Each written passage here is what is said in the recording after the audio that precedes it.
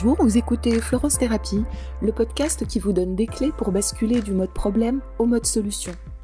Je suis Florence Leroux, thérapeute, sexothérapeute et coach, et vous pouvez me retrouver sur le site florencetherapie.com. N'hésitez pas bien sûr à partager et commenter les épisodes qui vous intéressent et à vous abonner à ce podcast sur la plateforme de votre choix pour être notifié des prochains épisodes.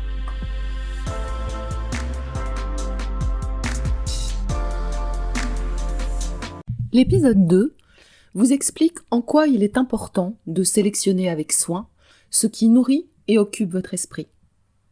Alors je vous propose aujourd'hui de comprendre le rôle du SAR, le système d'activation réticulaire. Alors, première question, qu'est-ce que le SAR ? Eh bien, le système d'activation réticulaire est une région de votre cerveau constituée d'un ensemble de cellules nerveuses disposées en réseau tout le long du tronc cérébral. Vos sens sont reliés à ce faisceau de neurones au diamètre à peine plus grand que celui d'un crayon. Nos sens, et vous le savez bien, sont en permanence bombardés d'informations que notre esprit conscient est incapable de traiter simultanément. Le SAR est entre autres un portail d'informations qui agit comme un filtre, et le tri se fait en fonction de ce qui vous occupe l'esprit et retient votre attention. C'est donc lui qui décide quelles informations sont pertinentes et sont autorisées à entrer dans le champ de votre conscient. Il amplifie en conséquence vos capacités attentionnelles sur les sujets sélectionnés à partir de la base de données que vous lui fournissez. En d'autres termes, dès que votre esprit est occupé par certaines pensées, eh bien votre SAR multiplie et amplifie tout ce qui concerne votre état d'esprit et met en relief ce qui y est relié.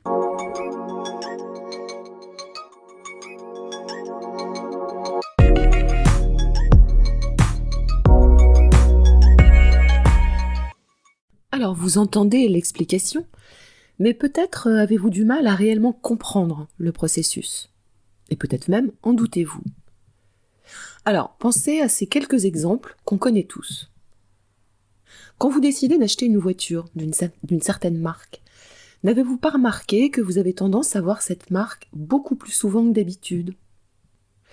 Et puis il y a aussi les femmes enceintes ou en projet maternité, qui ont tendance à voir davantage de bébés, de poussettes ou d'autres femmes enceintes. Il n'y en a pourtant pas plus que d'habitude. Mais comme c'est un sujet qui vous occupe l'esprit, eh bien le SAR trie et remonte les informations jugées pertinentes pour vous.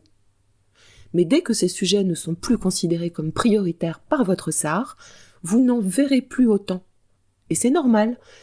Le SAR est une sélection observationnelle et s'adapte aux consignes que vous lui donnez, le plus souvent d'ailleurs inconsciemment.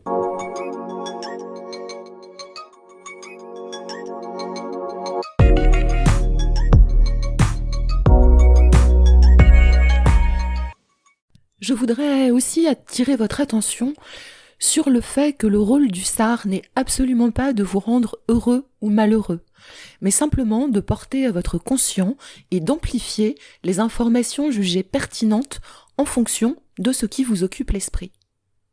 C'est aussi pourquoi les personnes pessimistes ou déprimées ont du mal à sortir du cercle infernal, car elles perçoivent et remarquent davantage d'éléments négatifs dans leur vie, justement à cause de ces ruminations négatives qui prennent toute la place. Le SAR ne fait que son travail et sélectionne les infos qui vont dans ce sens.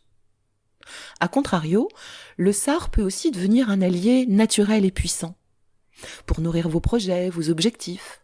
Car quand vous vous concentrez sur ce que vous voulez obtenir, ce qui vous plaît, ce que vous aimez, au lieu de focaliser sur ce qui vous manque, ce que vous n'avez pas, eh bien il stimule vos capacités attentionnelles sur cet objectif, sur ce projet, et permet de faire émerger des opportunités qui seraient restées invisibles sinon. Alors pour conclure, et vous l'avez compris, le SAR n'est a priori ni votre allié, ni votre ennemi. Il filtre les informations à partir de la base de données que vous alimentez. D'où l'importance de choisir avec soin ce qui occupe majoritairement notre esprit. En tout cas, ça vaut la peine d'être vigilant, non ?